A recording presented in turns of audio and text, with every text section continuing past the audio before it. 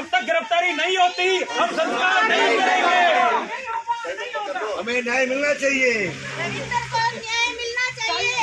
हमें न्याय मिलना चाहिए। आरोपियों को गिरफ्तार करो, सजा मिलनी चाहिए, सजा मिलनी चाहिए। आगे हम ये लेना चाहते हैं कि जब तक पुलिस प्रशासन हमारे को सहमति से ये नहीं कहता कि लड़की को या जो भी लड़की या उसका भाई पकड़ा गया, जो भी है सदस्य 4 जनों को लेके हैं वो अंदर नहीं करेंगे, गिरफ्तार नहीं करेंगे, हम संस्कार नहीं करेंगे इनका। हमारा मतलब यही है, हम तो ही हमारे को तसल्ली मिलेगी तो ही हम जाएंगे यहाँ से, या तो नहीं जाएंगे, हम यही रहेंगे। बिल्कुल ही सोच में नहीं है अपने को क्या करना है क्या नहीं करना। हम बहुत ज़्यादा परेशान हैं, कल से इतना परेशान हो पड़े हैं, कोई सुनवाई नहीं हो रही हमारी। ये जो लेडीज है दर्शना, आज से करीब 3-4 महीने पहले भी इनका कोई आपसी में विवाद हो गया था। उस विवाद को लेकर इनकी चौकी एप्लीकेशन लगाई थी। मैं इससे पहले 3 बारी मैं इनका खुद जाके चौकी में समझौता करा के इनका भी चलो परिवार बसा रहे इनको घर ले आया। अब ये चौथी बार अचानक ये इसने ये लेडीज इसने पहले मेरे सामने भी इसने ये बयान दिए थे कि मैं जहर खा लूँगी, इसको समझा दो, ये करो। वो लेडीज इसको धमकाती थी। ये बेचारा बिल्कुल डिमोरलाइज हो गया था। अब क्या करता, इसकी कोई नहीं सुनने वाला था। गरीब आदमी है बिल्कुल ही। इस कारण इसने कदम उठाया और इसने सुसाइड कर लिया। सुसाइड करने के बाद आज 15 करीब 17-18 दिन हो गए हैं। 17-18 दिन में 17 तारीख को पहले इन्होंने जिस दिन इसने पॉइजन खाया था उस दिन भी इन्होंने एप्लीकेशन लगवाई थी जिसको उनके खिलाफ कोई कार्रवाई नहीं हुई। कल 1 तारीख को इसके डेथ होगी लड़के की। ये यही कह रहे थे भी वो लड़का थोड़ा सा होश में है, बयान लेंगे उसके बाद करेंगे। लड़का तो काय को होश में आना था, उसने तो वो हो ही गया काम जो होना था। अब उसके बाद आज लाए, उनको पूछताछ कर रहे हैं। अब समाज का ये फैसला है, जब तक भी इसका गिरफ्तारी नहीं दिखाओगे हम संस्कार नहीं करेंगे। और जो समाज का फैसला है वो सभी का फैसला है। हम जब तक यहीं बैठे जब तक इनकी गिरफ्तारी नहीं दिखाते।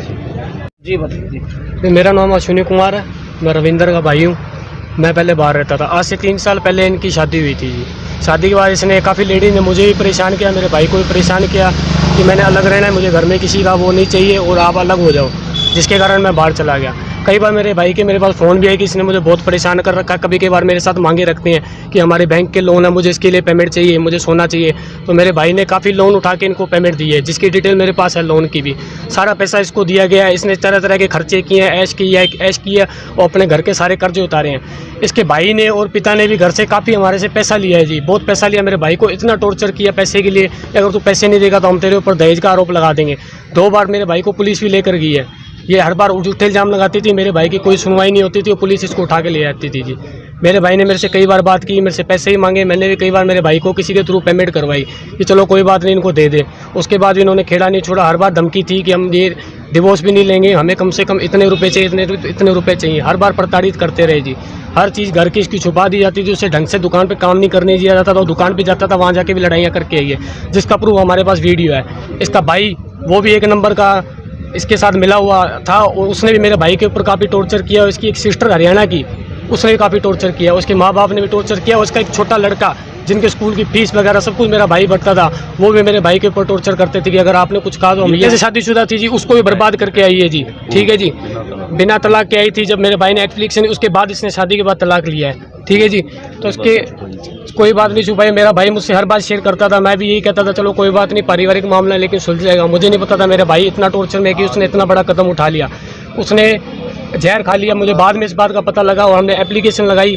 उसके बाद अभी तक गिरफ्तारी नहीं हुई। अभी तक सिर्फ पुलिस वाले कह रहे हैं कि पूछताछ हो रही है। पूछताछ से बिल्कुल कोई काम नहीं चलेगा। मेरे भाई ने 9 पेजों का सुसाइड नोट लिखा है, जिसके अंदर 6 जनों के नाम है। इसकी एक हरियाणा की सिस्टर और मेरे भाई को धमकी देती कि मेरे पास बहुत पैसा है, पुलिस तुम्हारा कुछ नहीं कर पाएगी, हम देख लेंगे, हमारे पास बहुत पैसा, हम इसको खरीद लेंगे, उसको खरीद लेंगे। हमारे पास तरह तरह की धमकियाँ पहुँची है उसके थ्रू कि तू कुछ नहीं कर पाएगा, जिसके कारण उसने आके उसे सुसाइड कर लीजिए। उसका भी नाम लिखा हुआ है, 5 जनों के इनके नाम लिखे हुए हैं। अभी तक गिरफ्तारी नहीं, सिर्फ पूछताछ ही हो रही है। और जब तक इनकी गिरफ्तारी नहीं होगी हम बॉडी का अंतिम संस्कार नहीं करेंगे।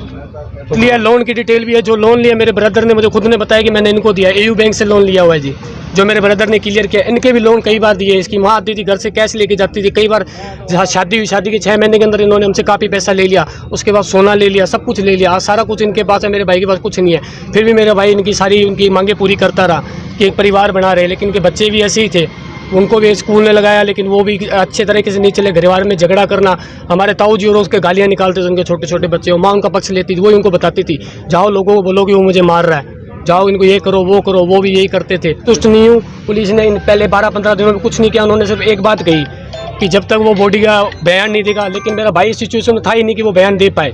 उसके मुंह से आवाज़ ही नहीं निकल रही कि आज कल उसकी बीकानेर के अंदर मृत्यु होगी। वो बॉडी पासपोर्ट अपने बॉडी का पोस्टमार्टम करवा के यहाँ पर लेके आए, आज भी अभी गिरफ्तारी नहीं, सिर्फ उनसे पूछताछ हो रही है अंदर बैठा के। जब तक गिरफ्तारी नहीं होगी हम लाश का अंतिम संस्कार नहीं करेंगे।